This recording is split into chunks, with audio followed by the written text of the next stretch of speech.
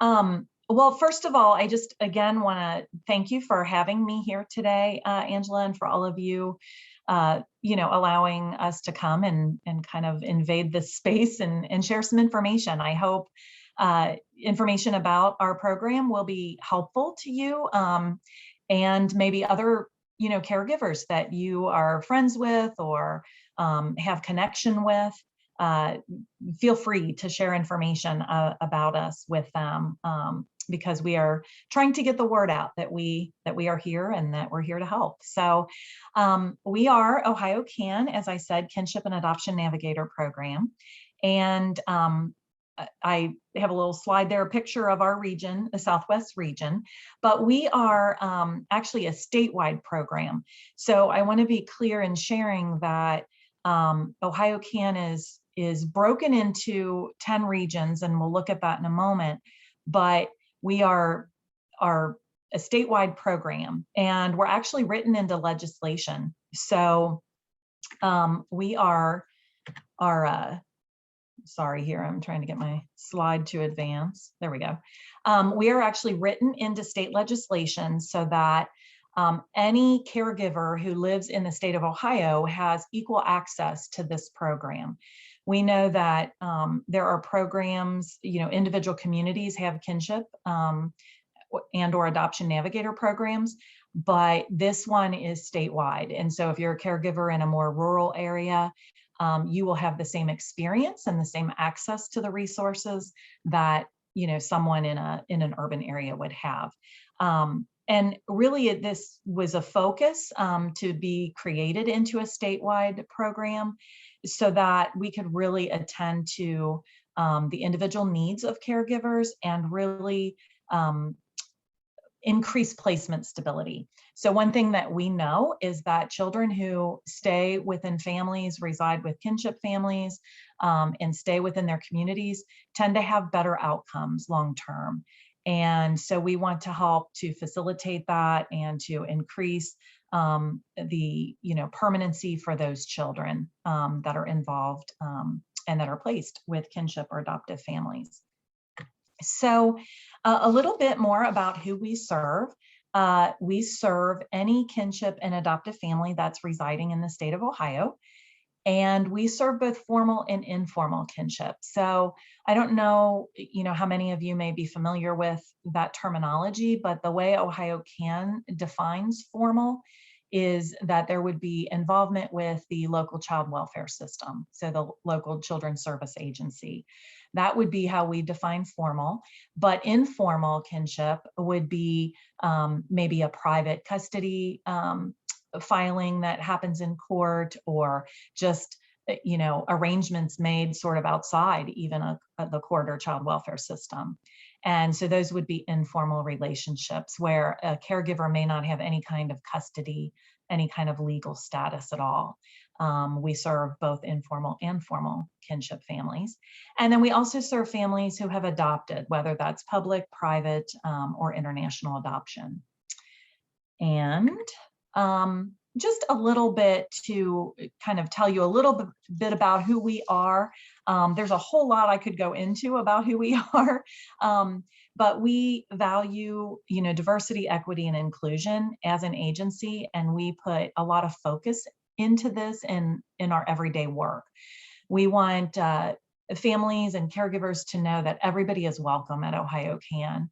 And we make this commitment. We do a tremendous amount of staff training and really look at all of our policies and protocols and procedures to ensure that everybody feels welcome at OhioKAN. A little bit more as well about our core values is, we believe in families. We kind of have a mantra at OhioKAN that we believe families. And it goes back to what I was saying a little bit ago about every family has a unique story. And we believe that families have the ability to come up with solutions that will help their family, but they may need some additional guidance or support from us in that process. And so we come alongside families to provide that guidance and support. And we believe strongly that families should drive their plan. And so you'll hear in a few minutes about, how we partner with families to find out what kind of resources they need. But really, we want families to drive that plan. Again, as I said, we may think all this, family or caregiver may need this or may benefit from this, but it's really about what that person identifies as their need. And then our everyday values are kind of reflected here. I won't read these to you all by any means, but CARES kind of spells out OhioKAN's values. And at the center of this, at the forefront, is children. We value above all else the safety, permanency, and well-being of children. And so that's at the core of all of our work and everything that we do. Some of these other values are about valuing integrity. We say what we do and do what we say. We value diversity of families and showing respect for families. And we want to honor families with strength-based language. So if you talk with anyone from our program, you'll hear them talk from a very strength-based perspective. And we want to engage families and come alongside them. Our program was founded through, conversations with persons with lived experience. So kinship and adoptive caregivers were part of creating this program. And we continue to value that, the voice of lived experience in our work. Each of our regions has regional councils, advisory councils, and we have persons with lived experience on those councils as a way to continue to guide, inform the work that we do so that it is effective for kinship and adoptive families. So, and then of course I mentioned about the strength-based and coming from a strength-based perspective. And then just a little bit about who we are. We are organized into 10 regions, as I mentioned, and you'll see Region 9 is the region that I'm from, but if you are a caregiver from any other part of the state, you might be able to see your region in here. And again, this was designed very strategically because the navigators that we hire are hired from and work in the regions that they represent, so that they develop an expertise on the resources and the benefits within those regions. Ohio, as probably know, has 88 different counties and lots of different ways of doing things, but by being regional, we can be very strategic to ensure that caregivers can get equal access and get the same level of experience when they contact OhioKAN and work with OhioKAN. And, we want caregivers to walk away from, their conversations with us feeling, empowered and supported. And so those navigators become experts really in their region. So, and then Region 9, our navigators are employed by, right now, our site partner in Region 9 is Beach Acres. They employ our current navigators, but we are actually bringing on board an additional site partner or two in this region who will employ some additional navigators as our phone calls increase. And so our site partners are well established in the community. They've worked in this space. And so they provide the administrative oversight for our navigators. And then Brittany, who's our coach that you met here, who's with us today, she provides the day-to-day program oversight and work that is specific to what we do here at OhioKAN. All right, so getting into a little bit more about what we do, more specifics about our program, which is probably what you're most interested in. So this is our website, our statewide website. This slide says new. It's not really new anymore because we've been around a little over a year now, but we do have this website. You can also access it by just ohiokan.org, I believe. But this website, you can go in there as our partner agencies can go in there. Anybody in the community, any caregivers can go into our website, and there's a lot of resources. There's blogs, there's just supportive information and resources in the website. But most people, oh, and I'm sorry, a caregiver can access talking to a navigator through the website as well. They can request a call from a navigator. But most families get connected to us just by calling our main line. So the 1-844 OhioKAN is our main phone line. It's a statewide line, but it will prompt the person as a caregiver to enter their zip code where they reside, and that will route that call directly to our region. And you'll be connected to a navigator then who is working specifically in this region, Region 9. Our phone line is open Monday through Friday. It's 8:30 to 6:30. And we also have voicemail service. So if that's not convenient, or as a caregiver, you call outside of those hours, you can leave a voicemail message and a navigator will return your call the next business day. And that is how most families get connected to us. Agencies are able to refer families, but because of confidentiality and things like that, there's a bigger process of an agency having to get a release of information signed by a caregiver. And so it's really more straightforward for the caregiver to call us directly themselves. And so a little bit about what, if you were to call or a family member calls, what you can expect. So there is an initial conversation that takes place with the navigator, and really it's to determine, there's some information obtained to determine eligibility. So I want to talk about that for a moment, what that looks like. So our eligibility criteria is really pretty broad. We want to help as many caregivers as we can. So some of the things that are part of eligibility is just that the child has to be living in the home in the state of Ohio. Of course, we mentioned that, but living in the home with the caregiver or has a scheduled date to come to the home. So sometimes, a child may be in the hospital or maybe, at another location, and there's a planned date for that child to come into the home. And as long as that exists, we can help that caregiver. In the event that, well, I'll come back to that in a moment. Sorry, don't want to digress for a moment. Talking about eligibility, the child has to be the age of 18 if they are enrolled in school full-time or in vocational programming. We can work with that child up to 19 years old. And then that further extends to age 21 if the child has a developmental disability or a physical disability. And we don't ask for documentation, any kind of documentation about that. It's really what the caregiver shares with us.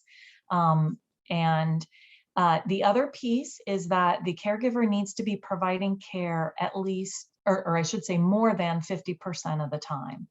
So we know sometimes the biological parent may be living in the home as well, but may not be providing the care for that child. It may be that kinship provider.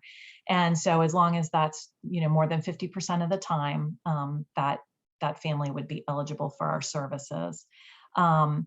The sort of last thing would be that there is no income requirement. So where some programs have a requirement that you're at a certain income level to work with them, we are not. We don't even ask you about income. If that's something that part of the conversation that you have with the navigator to help understand what benefits you might be eligible for, that's one thing, but we don't specifically require any kind of income information, and we serve all income levels. So once that sort of eligibility is established, and what I started to say before is that if a caregiver calls in for whatever reason they may not be eligible, we will still talk with that caregiver about helping them find where they can go to get assistance that they need. So if somebody's not eligible, we try to help still do a little bit of navigation for them and getting connected to the right resource and service that they can. So once a caregiver, that eligibility and intake has been completed, our navigator walks through our basics assessment with them. And that essentially is looking at various domain levels. And what I mean by that is just different areas that impact both a caregiver and any of the children in their home. We know that often people call with kind of one need top of mind. They may call, I need basic needs, I need help with this. But in going through the process with us, they find other resources and supports and areas in which we can assist them. And so, we talk about things like basic needs, which would be, food, clothing, financial assistance. We look at legal needs, social supports, mental health and health for both caregiver and the children in the home. And that's the other thing I want to point out, is that we take a very holistic perspective. So we're not just focused only on the kinship child or the adoptive child in the home. We want to know about the whole family, and we will ask and talk with caregivers about needs that other members of the household, including themselves, have, so that we can really help holistically the entire family. And so, again, through that process, we will ask caregivers, to help to rate how challenging those areas are for them. And, whether it may be a very challenging area, but not an area that they want assistance from OhioKAN with. So we ask them all those kinds of questions and talk through that process. And sometimes these phone calls can take a little bit of time. As you can imagine, we're really allowing space. We hear from a lot of caregivers that they, have contacted various agencies or, county agencies for help, or community partners, and, they may only get 5 minutes of their time. And we're here to listen. We're here to come alongside and partner with caregivers. And so sometimes those phone calls can be, an hour long or an hour and a half long. And if a caregiver doesn't have time to go through the whole process, because we know needs crop up and not everybody has that time, we can schedule out, do you have time tomorrow? And we'll finish and go through this. So we really want to make this as accessible for caregivers and as helpful for a caregiver as we can, because we know life often gets in the way of things. So, and then, more about what can be expected is that once that phone call has completed and we've gone through that with a family, our navigator will dig down into our resource hub. So we have an information hub that has more than 7,000 different resources, both local and statewide resources in it. And they'll dig down using information that the family has provided. So, we'll find out what type of radius we should look for resources in. So maybe a caregiver has transportation challenges and isn't able to get very far from their home. So we'll look and center our search much closer proximity to their home. Or they may be okay and be able to access and have transportation to access programs that are further out. So we'll use that kind of information. We'll talk with the caregiver about their preferences. Maybe they've worked with one agency before and would like to be reconnected, or maybe they're like, didn't have a good experience with this and looking for something different. So we really talk a lot to get information about preferences from the caregiver. And then, like I said, that navigator will drill down into our information hub and really pull the resources that are going to be the most helpful for that caregiver. And then from that, we create a personalized resource plan for the caregiver. Often you'll hear us call it a resource binder, but we pull this information together, and you can see kind of on the PowerPoint slide here, a little example of what that looks like. Each identified resource it'll have their contact information, a description of the program, and then you might see that blue block there. That's a space where the navigator can put individualized notes for the family. And so they may say, hey, you mentioned your child could benefit from, social rec opportunities. Contact this person at this number within this organization. Or if a caregiver may be eligible for some public benefits that they didn't know they were eligible for, we may have the County Department of Job and Family Service on there, but then drill down into contact this person, or click this link and apply for this specific benefit. So it's really meant to be very individualized as a result of that conversation with a caregiver. And then that resource finder is sent to the family. It's prepared and sent by the end of the next business day. So we want to try to get that out very timely to a caregiver so that they have time to, look at that and be able to, start to utilize those resources. We can send that out by mail, by email, by text, however the caregiver prefers that information be shared with them.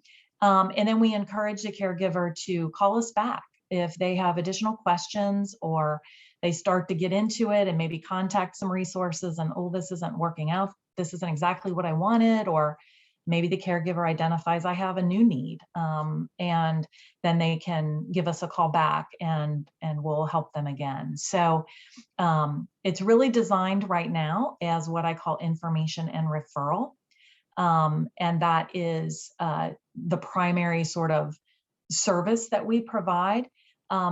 Some regions within our state are piloting an additional layer of service that we call collaborate. It's more advocacy, being able to actually meet face-to-face with caregivers and potentially, help them apply for benefits if they need that assistance, or if they would like, assistance, maybe attending an IEP meeting or something of that nature.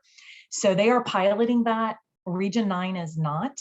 We are not piloting that, but we anticipate when the evaluation process for our agency, we get through that in 2022, that we'll be adding that layer of service on as well. So if by chance, you're part of the statewide group and you're outside of Region 9, you might be in a region where they can provide that additional layer if a family requests that. But again, we expect and anticipate we'll be able to do that in coming months. So again, here is that phone line spelled out. But this just kind of hopefully gave you an overview. I will come off of this here a minute and stop sharing, but hopefully that provided you some overarching information about OhioKAN and what we can provide. And like I said, we want to get the word out and let people know that we are here, that we are happy to help, that we have the time and capacity to help. Many agencies are really stretched to the wire and maybe kind of just quickly throw application at you or whatever. I mean, we're here to take the time to really listen, to hear your individual story, and to provide a plan that will help you navigate what is out there and available for families.